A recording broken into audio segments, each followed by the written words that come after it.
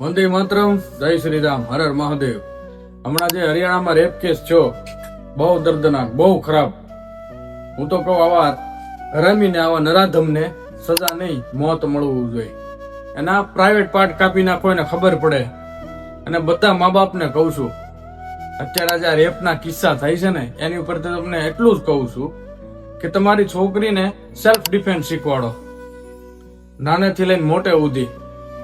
કેમ કે અત્યારે આવા નરાધમને છે ને સજા તો જરૂર મળે છે, પછી પાછા છૂટી તરત જાય છે.